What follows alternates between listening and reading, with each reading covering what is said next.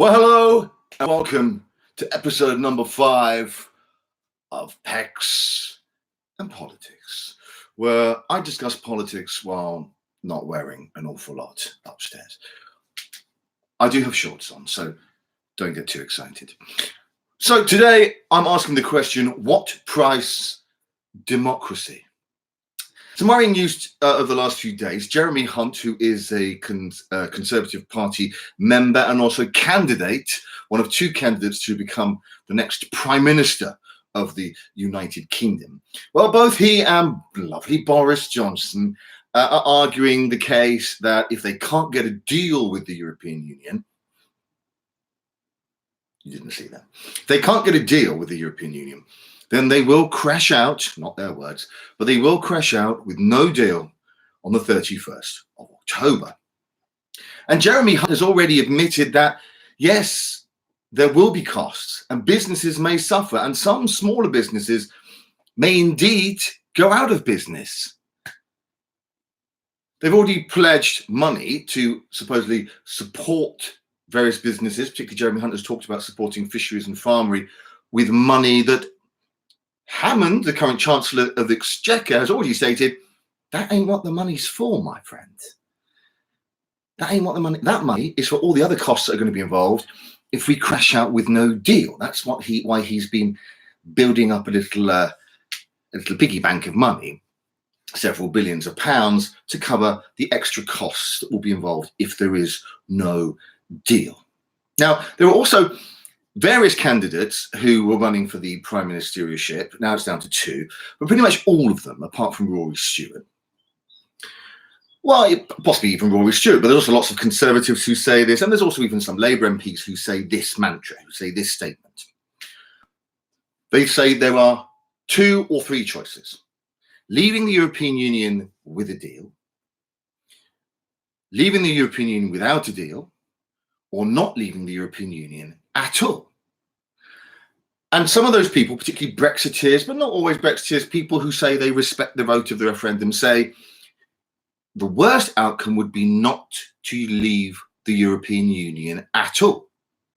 Why? Because they say it would be a complete disrespect of the democratic result of the referendum. The referendum was the largest ever exercise of democracy in the United Kingdom because it had the largest turnout ever, and people went and voted.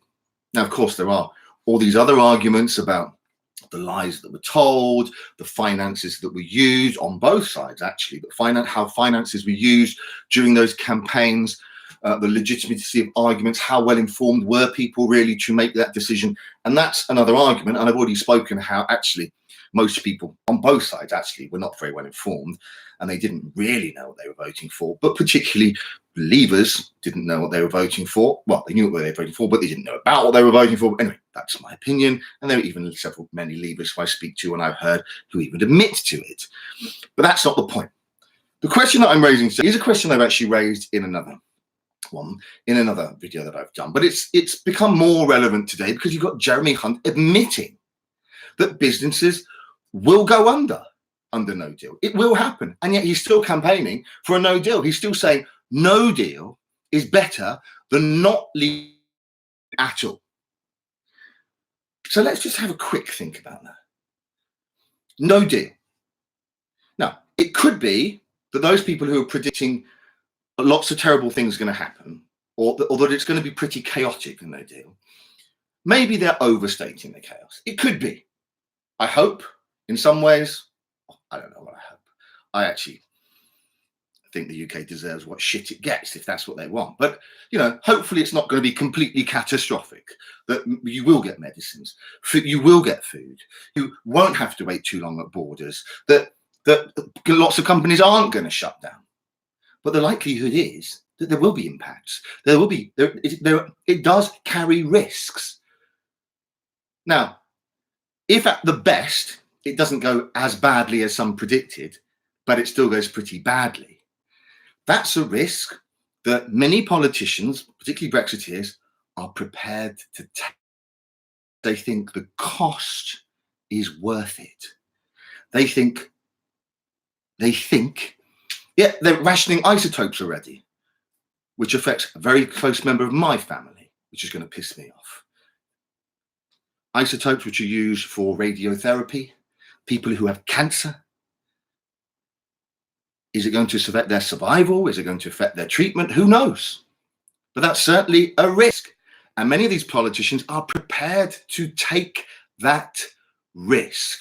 Why? The reason they give, because it's respecting democracy. And democracy, they will argue, is the most important thing. Now, I don't know about you. I am a student of politics. I studied politics. I think democracy is important. Hello to Marcus again, by the way. Welcome to the room. Do feel free to chip more in. He already has thrown in a comment about the isotopes, just to remind me. I'm a student of politics. And obviously, I think democracy is an important thing. It's been with us since ancient Greece. And it's something that we fight for, we stand up for, we should always protect. But democracy has also brought us some pretty terrible things because people wanted it. Because either the majority or the largest bunch of a group of people, which is what happens in British general elections, because very, very, I don't think ever has any winning political party in the British House of Commons ever won more than 50% of the vote. So it's not the majority of the people. But that's how our democratic system, electoral system works. Many people argue our electoral system isn't democratic. You still have one man, one vote, but it doesn't actually represent as a whole how the British vote. For example, the Nazis. They didn't actually win more than 50% of the vote, but they became, in 1933, the largest party in the Bundestag, in the Reichstag in Germany. And what did they do? Well, they carried out their plan. They carried out their manifesto. Now, I don't think German people necessarily knew that it would lead to the killing of millions of Jewish people. But they certainly knew that Hitler didn't like Jews. They certainly knew that he talked about, even in his book, he talked about, in Mein Kampf, he talked about the destruction of European Jewry, whatever the destruction of European Jewry meant. So it was fairly clear that he didn't like Jews and something bad should happen to the Jews. And people voted for that. And you could say, well, that's democracy. You got to carry out what people want. If you don't carry out what people want, then that's disrespecting democracy. Who cares if people are going to get hurt? Who cares if people are going to die? Who cares if people are going to lose their jobs? Who cares if businesses are going to go bankrupt? Who cares if people aren't going to get their medicines? Who cares if people die because they're not going to get their medicines? Who gives a fuck? Because what's most important is democracy. I got to say, I don't think it is. I think the most important thing is that you're alive, that you're well, that you have a roof over your head, that you can earn an income, that you can look after your family, and that your life is respected, and that you don't come to any harm. That doesn't depend on democracy. I think democracy is important. But there are also other people who are great believers of capitalism, who will say, but unfettered capitalism shouldn't exist because that can cause problems. So what we do is we limit it in some ways by offering a benefit system as well. We have a taxation system, of course. We don't have unfettered capitalism. We do put limits on things. And sometimes in responsible systems that actually care, or supposedly care about their citizens, then sometimes we do have to put limits on certain things. And in this case, and I raised the question last time, why has nobody asked a member of parliament, what question or what would you rather say to one of your constituents who, after a no-deal Brexit, loses his job, loses his house, his family are homeless? Would you rather have the conversation after a no-deal Brexit and say, yeah, you lost your job, you got no money, you can't feed your family, you have to go to a food bank to get a little bit of food, a few tins of baked beans or whatever. You feel like shit, you're absolutely depressed, but We respect your vote. We respected democracy. Or would you rather have the conversation before a no-deal Brexit?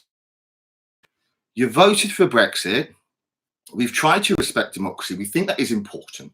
But every version of Brexit we've tried to work out will mean that you will probably be worse off. You may lose your job. The company you've worked for has already threatened that they might leave. You might lose your job. That might affect then your family, your ability to feed your family, might affect your health, your mental health, because you may get depressed because of your situation. We don't want to take that risk. As much as we want to respect democracy, we have tried to do so. We've done as much as we can do to research and try all the different options, but we don't want to risk your life, your security, and that of your families. Why is that so hard to do? Which is more important to you, democracy or the health and well-being of the people in your country? And hopefully you can find a good balance of both. But that's it. It's finding a balance. It's not about unfettered democracy. So what price? Is it worth? Do you think it's worthwhile running the risk? Because nobody knows for sure what's going to happen, but running that risk of thousands of people losing their jobs, many of them becoming homeless, people not getting the medication that they need. Are you really going to take that risk for the sake of democracy? Really? You tell me. Leave your comments. Marcus has said a couple of other things. He said FPTP, which stands for First Past the Post, which is the electoral system that we have in the UK, is a real issue. The one advantage of the First Past the Post system is that it produces a very strong link between the elected representative and the area that he represents. And so as a constituent, you know who your member of parliament is. You can go and see them, raise problems with them, and hopefully they can then raise it with the government or with whichever minister is relevant, or bring it up in question time, Prime Minister's question time, or any other session of Parliament or committee. So that is one advantage. But what it doesn't do is actually represent how people vote. Some people say, yes, but it provides strong and stable government. Well, look at the current one. No, it doesn't. And second of all, I actually don't think that's a good thing. I think the fact that we've had for too long a two-party system is part of the problem. It's created more division in our politics and in our society, and it's created less of an understanding of the importance of collaboration, working together, which is much more a feature of many other European parliaments, particularly one that I live at here in the Netherlands, where there are lots of different small parties. Every single government has to form a coalition here in the Netherlands because they never get enough to be able to pass legislation by themselves. So they have to form coalitions with other small parties. But it's far less confrontational, it's far less divisive. They know they have to work together, and they do. Does nothing get done in the Netherlands?